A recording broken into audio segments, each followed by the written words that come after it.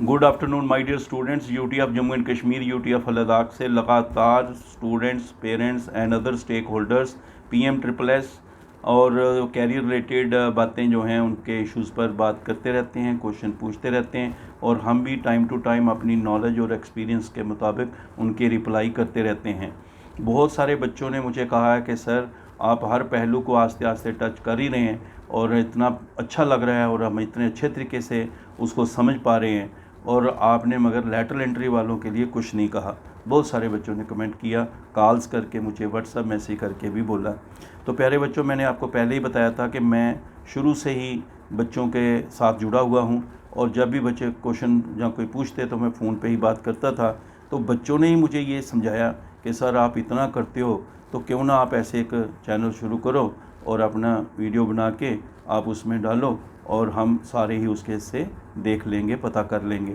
तो आपने जैसे बताया हमने भी बेटे शुरू कर दिया। मैं कोई एक्सपर्ट नहीं, ना ही मुझे ज़्यादा जो आता है, बस ही सिंपल तरीके से सिंपल भाषा बोलता हूँ और इतना सारे बच्चे प्यार देते हैं, अच्छा बोलते हैं, अच्छा लगता है। अगर कोई नहीं भी बोले तो भी मुझे बच्चे हमेशा अच्छे ही लगते हैं, क्योंकि मेरा काम जो है वो बच्चों के लिए करना है और इस उम्र में भी अपनी कोशिश करता हूँ कि मैं अपना बेस्ट बच्चों के लिए कर पाऊँ। तो जो बच्चे लेटरल एंट्री के बच्चे बात कर रहे थे तो मैं उनको ये बताना चाहूँगा कि ये स्कीम जब शुरू हुई थी तो इसमें ये था कि 10+2 वाले जो बच्चे हैं वो ही अपना अप्लाई करते थे और 3 हेड्स थे जो मेन, वो है हमारा जनरल कोर्सेज़ का, प्रोफेशनल कोर्सेज़ का और मेडिकल का। जनरल में BA, BSc, BCom, BBA, BCA आ जाता था, जबकि प्रोफेशनल में आप बच्चे जो हैं मेन जो है इंजीनियरिंग का रहता था, उसकी डिफरेंट ब्रांचेस का, और बच्चे नर्सिंग का भी और hotel management and catering technology, इन बातों पे भी बच्चे और फील्ड ऐसे थे जो वहाँ पे प्रोफेशनल में आते थे। और मेडिकल में बच्चे BDS,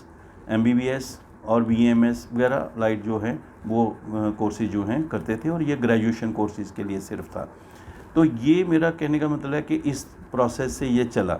और फिर क्या हो गया कि अब जैसे इंजीनियरिंग के जो बच्चे थे प्रोफेशनल में, तो सपोज़ करो अगर 1000 स्टूडेंट था और पहले साल जब 1000 में से सपोज़ करो 100 स्टूडेंट ऐसे थे जिन्होंने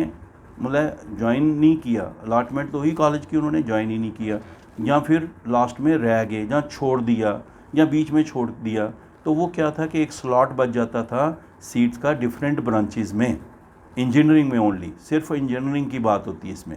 तो वो जो स्लॉट बच जाता था तो ये सोचा गया कि पहले साल का ये तो 4 साल का कोर्स है और इसके लिए पूरा 4 साल का नंबर ऑफ़ सीट्स के लिए सारा बजटेड है, और वो जो बच्चे बीच में छोड़ के चले गए तो अगले 3 साल के लिए वो सीट्स तो खाली ही रही। तो ये बड़े अच्छे लोगों ने बैठ के अच्छे पैमाने पे बड़े सोच विचार करके ये सोचा कि क्यों ना जो वो सीट्स लेफ़्ट ओवर हैं, तो जो 10+3 डिप्लोमा करते हैं फ्रॉम डिफरेंट पॉलीटेक्निक कॉलेजेस से, तो उन बच्चों को ये जो है लेटरल एंट्री में अगले साल BTech के लिए एडमिशन दी जाए, क्योंकि उन्होंने 10+3 किया होता है और उनकी एडमिशन जो होती है वो 10+2 वाले बच्चों के हिसाब से वो सेकेंड ईयर होता है, इनका जो है वो फर्स्ट ईयर होता है। इसलिए उस प्रोसेस में लेटरल एंट्री का एडमिशन का प्रोसेस शुरू हो गया 16-17 में, और ये उन बच्चों के लिए था जो सिर्फ इंजीनियरिंग में जो है प्रोफेशनल कोर्सेज़ में थे। अब ये जो इंजीनियरिंग वाले बच्चे थे, इनकी ये बात है कि जिस ब्रांच से इन्होंने 10+3 किया है उसी ब्रांच में आगे इन्होंने BTech के लिए जाना है। अब इसमें क्या है, इसमें भी बेटे प्रोसेस सेम ही है, इसमें भी वही एलिजिबिलिटी है कि जो आपके फैमिली एनुअल इनकम है फ्रॉम ऑल सोर्सेज वो 8 लाख या 8 लाख से कम हो, और आपने 10+3 जम्मू कश्मीर से, जो Jammu and Kashmir board of technical education है उससे आपने एफिलिएटेड जो हमारे पॉलीटेक्निक कॉलेजेस जम्मू कश्मीर और लद्दाख में सिचुएटेड हैं, वहाँ से आपने 10+3 किया हो, और आपके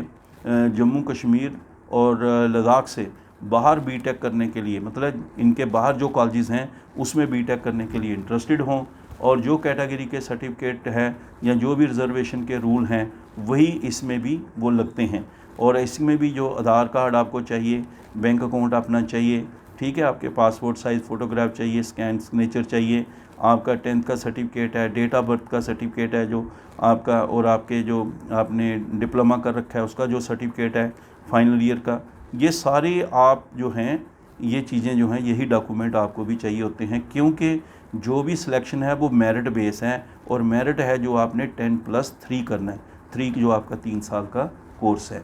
तो अब उन चीज़ से बच्चे इसके लिए भी अप्लाई करना शुरू हो गए। इसका भी रजिस्ट्रेशन का लिंक मिलता है, और आपको वेबसाइट जो है www.aict-india.org उस पर लिंक आ जाता है। फिर आप उसी लिंक से रजिस्ट्रेशन कराते हैं, उसी लिंक से आप अपनी डॉक्यूमेंट वेरिफिकेशन कराते हैं, उसी लिंक से आप जब आपका डॉक्यूमेंट वेरिफिकेशन हो जाता है तो आप उसी लिंक से आप रजिस्ट्रेशन कराते हैं, फिर एप्लीकेशन सबमिट करते हैं, फिर आप उसमें डॉक्यूमेंट वेरिफिकेशन कराते हैं, फिर आपकी चॉइस फिलिंग होता है, अलॉटमेंट लेटर आता है, और आप फिर कॉलेज में ज्वाइनिंग करते हैं। सेम प्रोसेस आप इसमें भी अप्लाई करते हैं। अब बच्चे जो हैं वो सोचते कि सर हमारे बारे में नहीं बताया गया। ऐसा है बेटे कि ये इस प्रोसेस में भी बहुत बड़ी कहानी है, क्योंकि शुरू में बच्चों का 1 साल हो जाता था लेट, क्योंकि एडमिशन का प्रोसेस जो था उसका एक स्पेसिफिक डेट होती थी ख़त्म होने की, और रिज़ल्ट जो था पॉलिटेक्निक से बच्चों का तो लेट निकलता था, तो फिर बच्चों को अगले साल तक उसका इंतज़ार करना पड़ता था। तो फिर बहुत एक बार हमने जो पॉलिटेक्निक कॉलेज है विक्रम चौक में, वहाँ एक बहुत बड़ा प्रोग्राम था ऑडिटोरियम में, तो बहुत सारे बच्चे बच्चियाँ रोने लगे कि हमारा ऐसे साल हो जाता है। तो फिर एक बड़ा सब ने एफ़र्ट्स किया, और इतनी एफ़र्ट्स की कि टाइमली सारा कंडक्ट हुआ, रिज़ल्ट निकले, तो बच्चों का साल भी बचा। I am really thankful to all those persons. और हमने भी उसमें बहुत ज़्यादा जो है एफ़र्ट्स किए, क्योंकि बच्चे इतने प्यारे बेचारे कह रहे थे। तो ये पूरा जो जितना भी सारा सेटअप था, उन्होंने हाई ऑफिशियल्स थे, बहुत मेहनत की और इस सिस्टम को ठीक किया। और अब जो बच्चे हैं उनका जो है उसी तरीके से प्रोसेस है उनका, और उनके भी यही है कि जितने हमारे गवर्नमेंट हायर सेकेंडरी स्कूल्स हैं विद ICT फैसिलिटी, इसी तरह जो पॉलिटेक्निक्स हैं वो बच्चों को फैसिलिटेट करते, गाइड करते हैं, रजिस्ट्रेशन के गाइड करते हैं, चॉइस फिलिंग में, वैसे अवेयरनेस में भी वो जो है बच्चों को इसमें गाइड करते हैं। और जितने हमारे गवर्नमेंट डिग्री कॉलेजेस हैं आइडेंटिफाइड,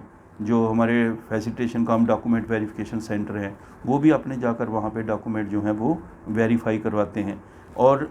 इसी प्रोसेस में उनका भी एडमिशन का प्रोसेस होता है।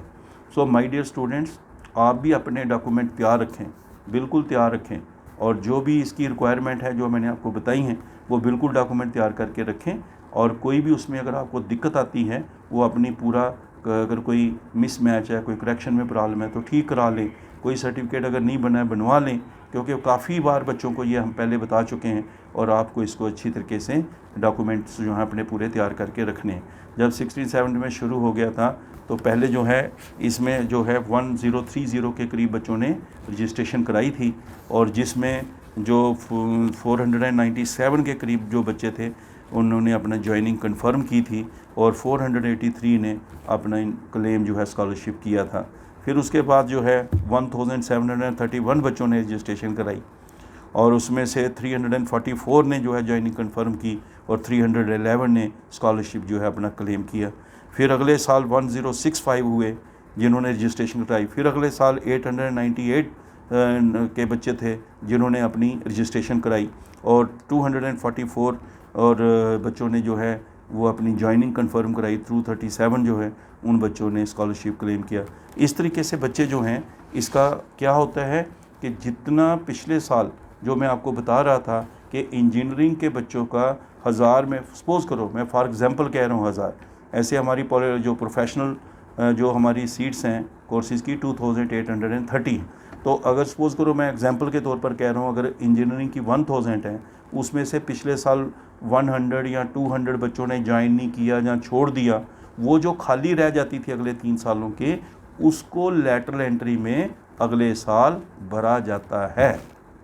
इसलिए जो सीट्स होंगी वही अगले साल बच्चे उसमें एडमिशन लेंगे, और उनका पूरा प्रोसेस वही चलेगा जो सारा मैंने आपको बताया।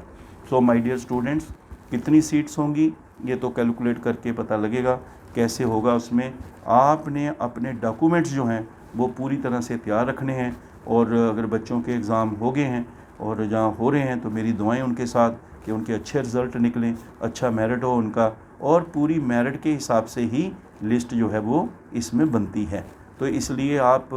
जल्दी से जल्दी जैसे ही अपना ये प्रोसेस शुरू होगा रजिस्ट्रेशन का। और कई बच्चे बोलते हैं कि सर हमारा जो लेटरल एंट्री वालों का क्या अलग से होता है। ये बच्चे इसलिए भी है क्योंकि ये 10+2 के रिज़ल्ट पहले निकले, उनका प्रोसेस शुरू हो जाता है। और कई बार ऐसा होता है कि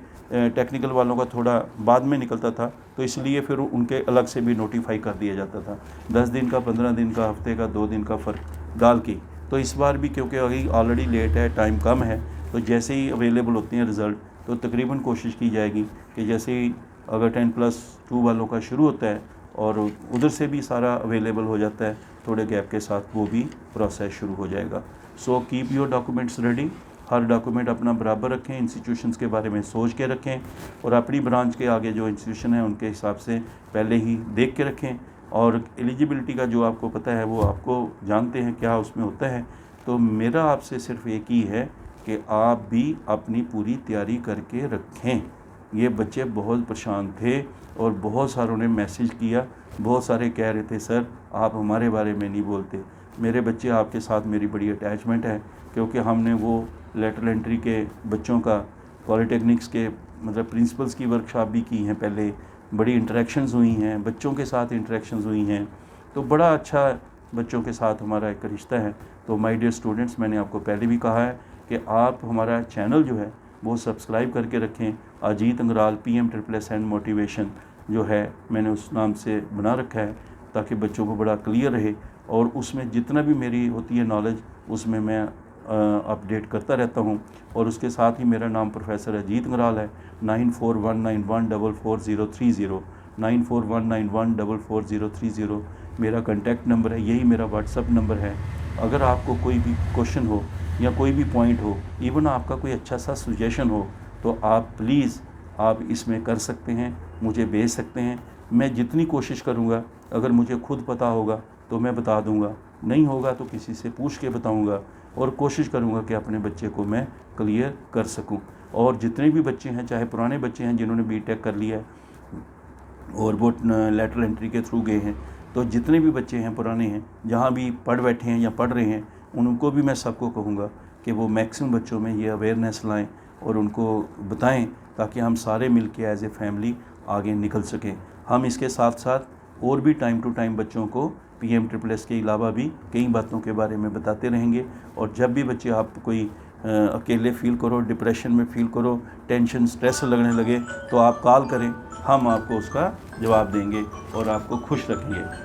thank you very much. All the best my dear students. और मुझे उम्मीद है कि आप लोग अच्छी तरह से अपनी तैयारी करके और ऊपर वाला करे कि आपके लिए बेस्ट हो और जैसे ही शुरू हो और आपके लिए जितनी आपकी अपॉर्चुनिटीज़ हो सकें आपको मिलें और आप फले फूलें, खुश रहें। Thank you very much.